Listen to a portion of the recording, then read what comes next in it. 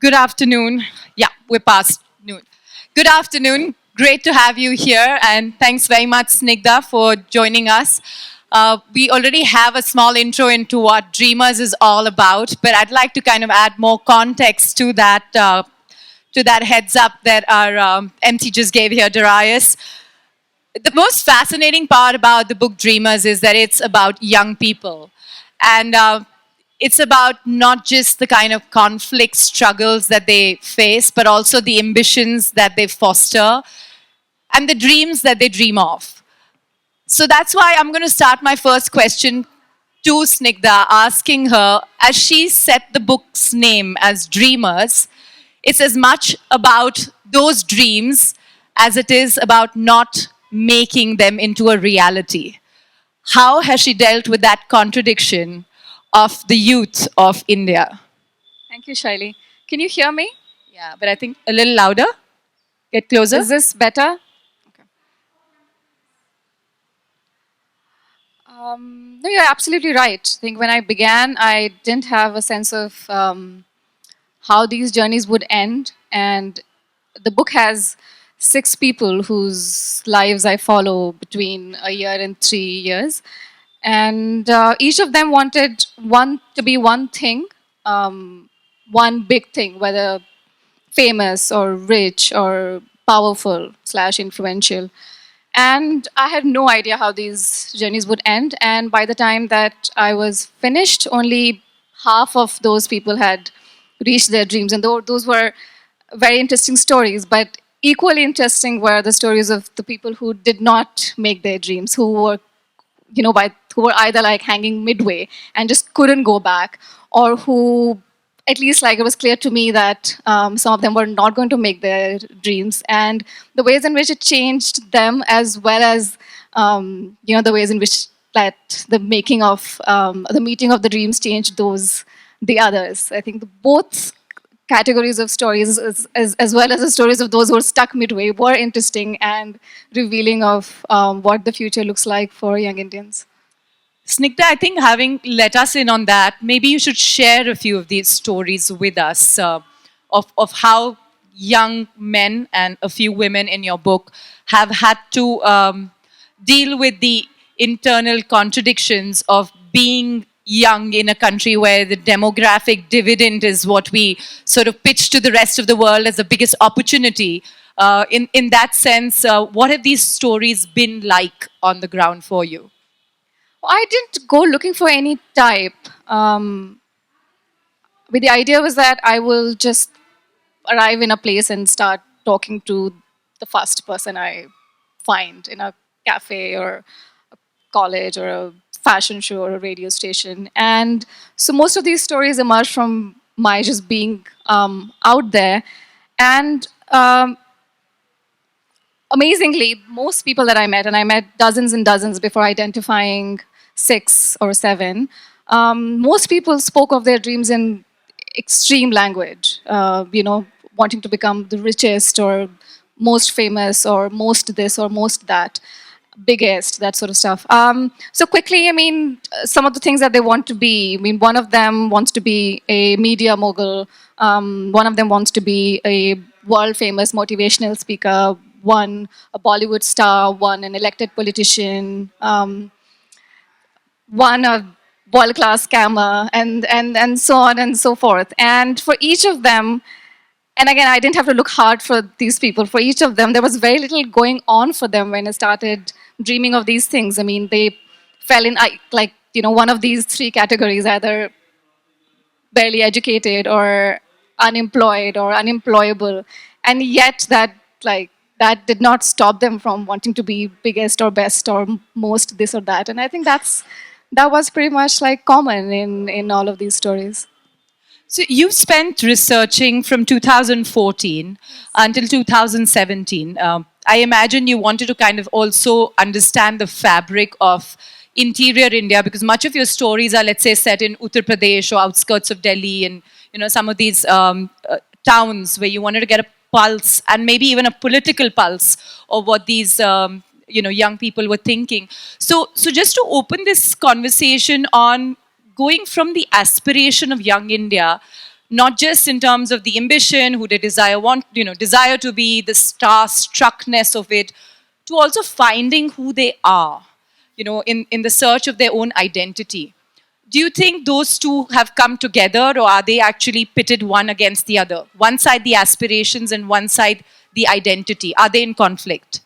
I think one led to another in most of these cases. And that's how, I mean, based on the stories of these people, I structured the book so that it goes from aspiration to identity issues, whether identity crisis or making of identity or redefining of identity. And the most clear pattern was that, that there is a man, young man or woman, and they want something.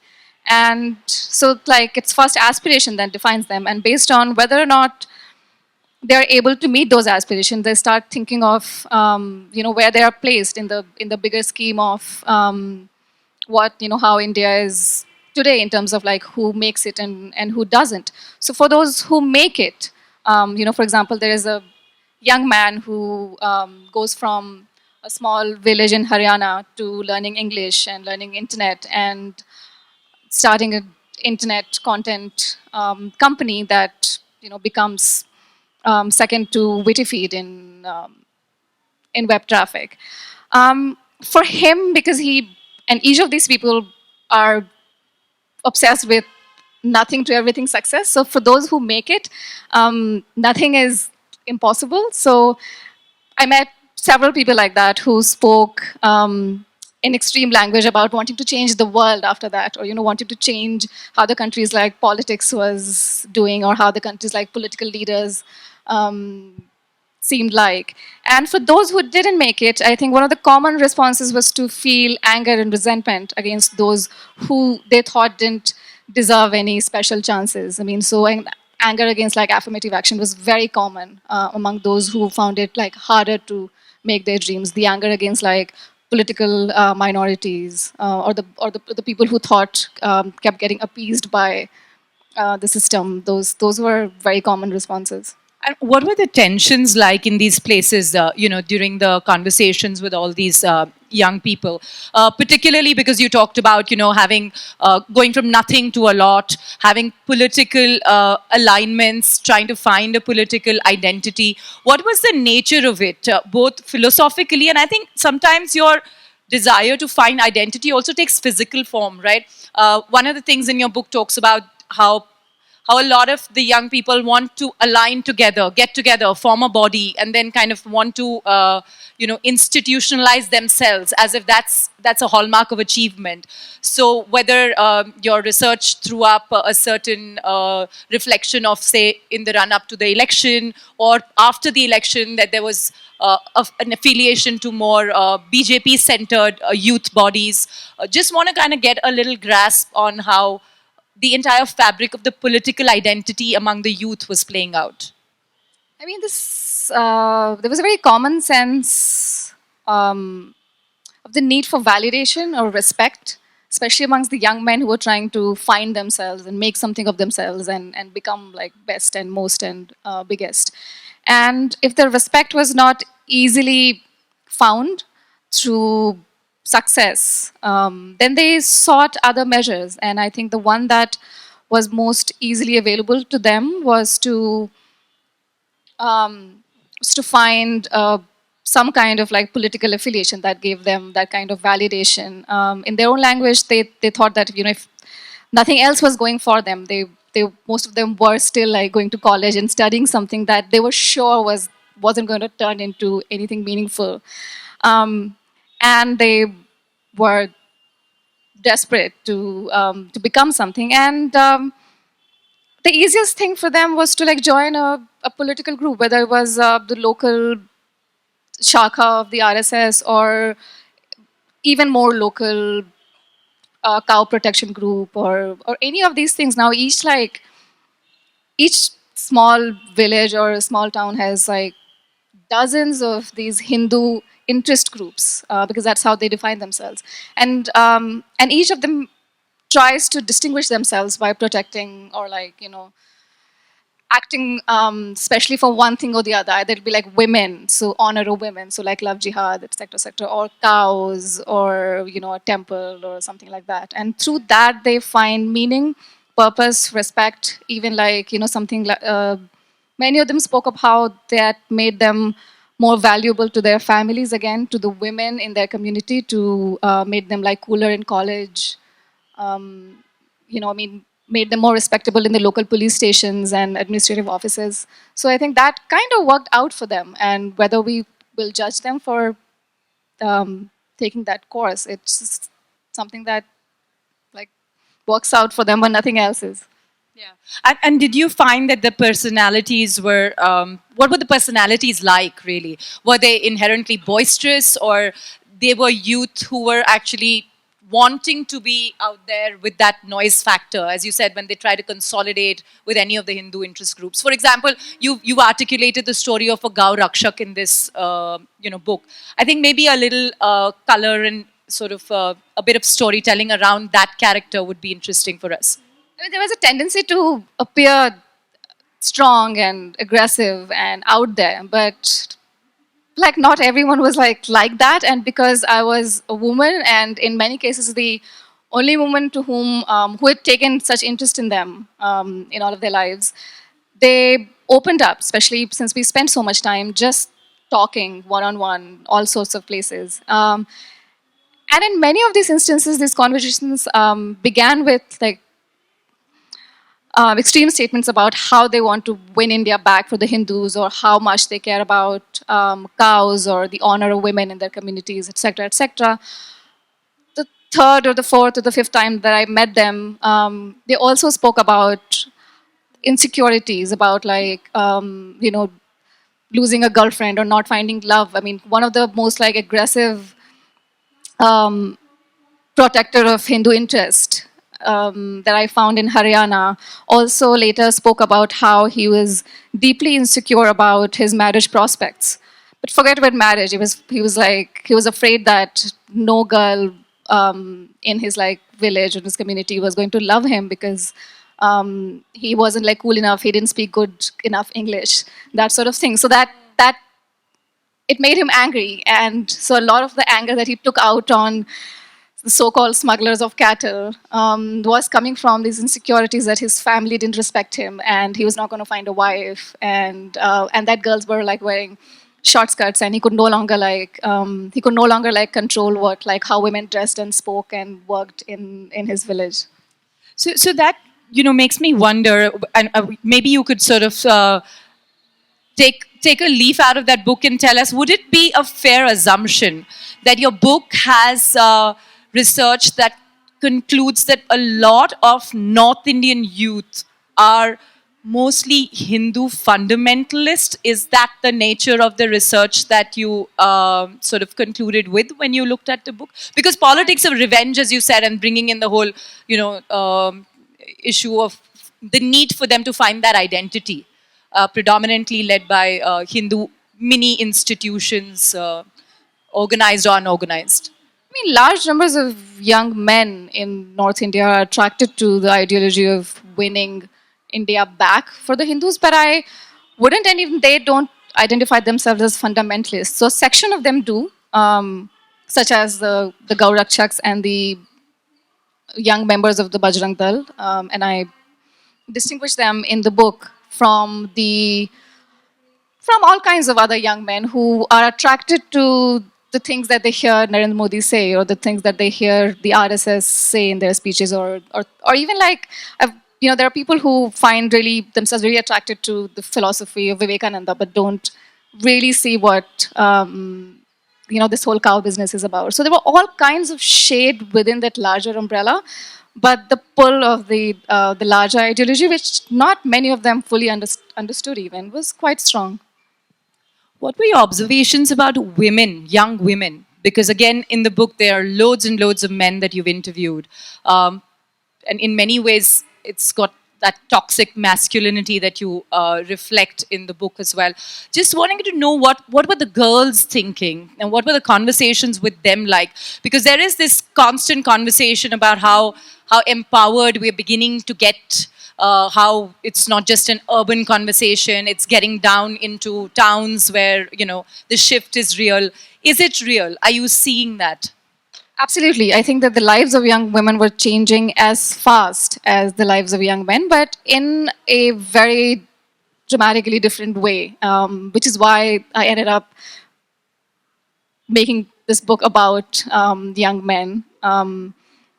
The conversations with like young women were equally interesting, but I think that the things that they were fighting for were smaller freedoms and freedom most of all.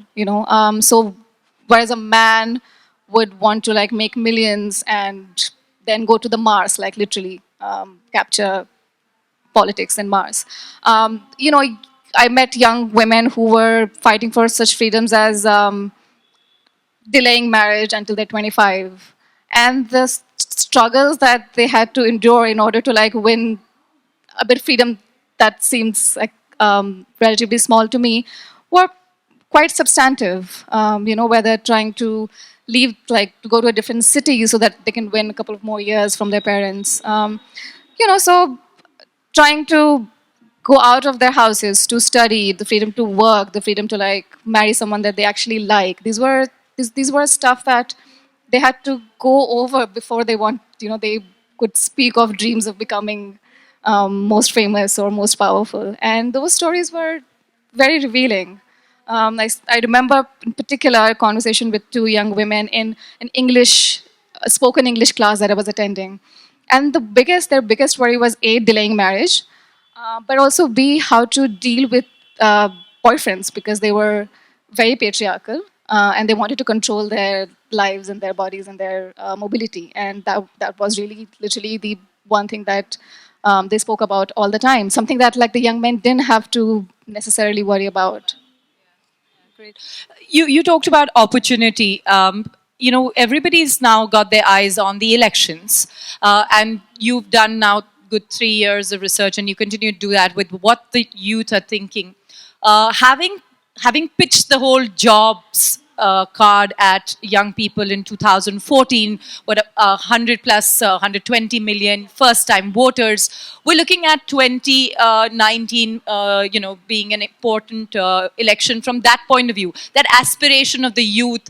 Do you think that there was, or there is, even in your current conversations, a sort of disappointment with not having seen that job opportunity emerge? Because if two-thirds of India is under 35 years, and we are talking every single day about the lack of jobs and lack of employability as well, has that become a very big piece of what might again reflect, let's say, in the upcoming election? Because youth have been a big part of politics on the timelines. Well, I would say that jobs was one of the things that um, the young were expecting of the BJP before the last elections. But I think that there were other things that made Narendra Modi, because I think it was more Modi than BJP that drew them to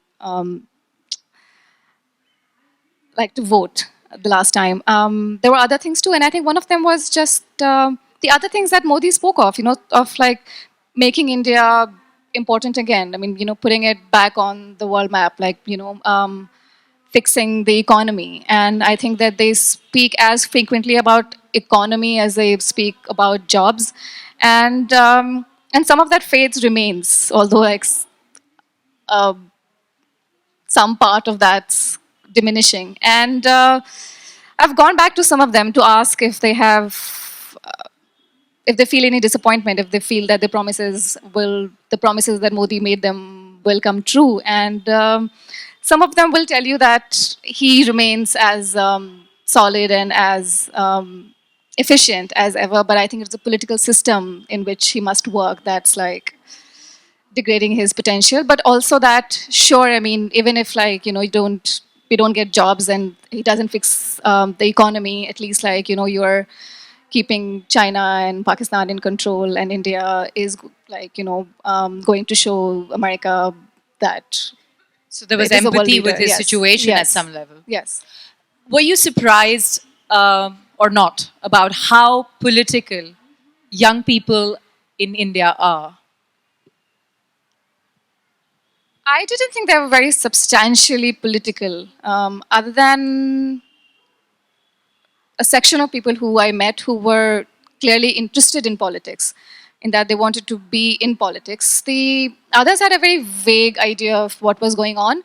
So, and I'm sure you go around talking to people as well, and they will say really vague things like India. I mean, the India's potential has been wasted for the last 60 or 70 years, and that a change is needed, and that perhaps like Narendra Modi is the answer, or I mean, for a lot of people, there was this desire to go back to a past glory, and by past I mean anywhere from before independence to before the Mughals, and I mean, a lot of this does not seem based on facts to me at all, but they believe really passionately in this glorious past to which like India must return, and I didn't see like a very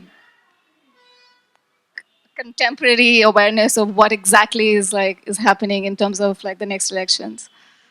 So before I open this up, I just want to ask you what I had asked you right at the start, which is that we talk about this as a demographic dividend, but somewhere it appears, based on our conversation, that the demographic itself is fairly divided in terms of what that dividend could be, what they're chasing, what dreams they're chasing, and if being dreamers is really where they want to be. Yes, I would say it's looking more like a demographic liability than dividend. I mean, in the 3 years that I spent reporting this book, I also covered as a newspaper journalist 3 or 4 large-scale riots around job quotas in Andhra Pradesh and Haryana and Maharashtra and Gujarat, and it seemed to me like there were hundreds of millions of like young Indians who were getting increasingly angry and frustrated with where they find themselves in life, and I think that that's something that should worry Indian politicians more than the dividend part, which is the potential of all of these hundreds of millions of young people. That's true. Thanks, Snigdha. We'd like to open this up to questions about Indian youth and the book Dreamers, or any question about even what young people are thinking. There's a question right at the back. If we could have a volunteer take the mic. Ma'am, if you could stand up, then they'll identify you easily. I think they're just getting the mics around.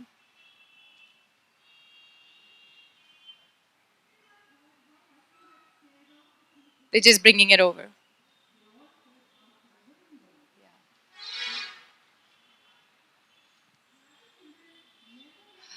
Back there.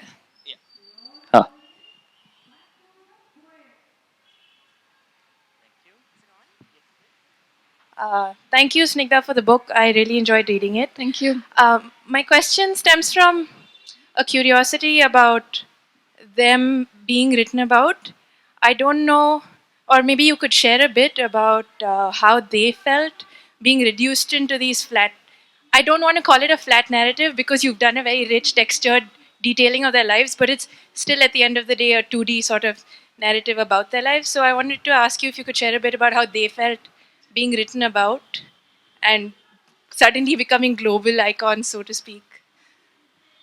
Uh, some of them, frankly, didn't care, and they're still waiting for some of these stories to turn into videos or films or something. So it's like for them to be turned into format that they actually care about. Um, from the very beginning, I think I explained to them and repeated as we went along that this is going to be that it's going to look like this. That there'll be.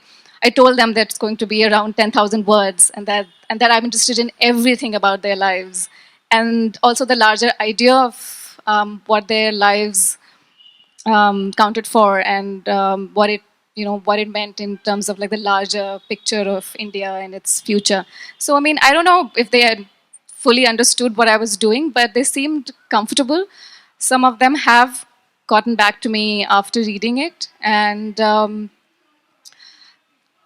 unhappy about one or two things. I think that one of them is very unhappy that I spoke about his Bollywood crush, and similar small fights, but otherwise they're they're fine, but they're really waiting for some of these stories to turn into films. Okay, we've got a couple of questions. So one here, and then we come back this side. Yeah. Hi. Oh, there. Okay. Just curious. The book is Dreamers. So, and it's the Indian youth or the Indian between the age of 20 and 25. Do you think you would get a significantly different response in terms of characteristics, etc., if the book was located in the south of India? Yes, definitely. I think a lot of the patterns that I found in these stories were specific to North India, and especially the masculinity of their identity politics. And the stuff that I heard from young men in Haryana were so much about the control of like women, for example. Or there's like so much anxiety in these small North Indian cities about English and like knowing it or not knowing it. And I think those things would have been very different in South India. I would have found a different set of frustrations and anxieties, but not around those.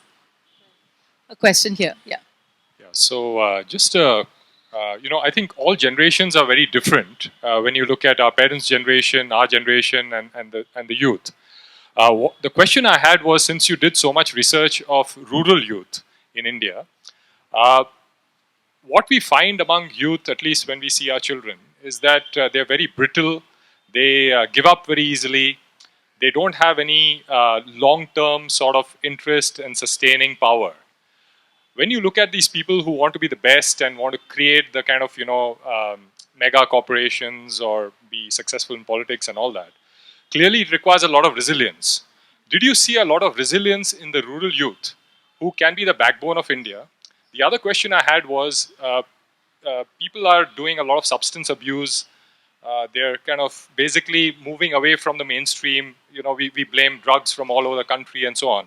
Did you see any of these problems which were making the youth move away from the goal of meeting their objectives or goals? No, I think you're right. The experiences of urban millennials must be very different from the people that I was spending time with.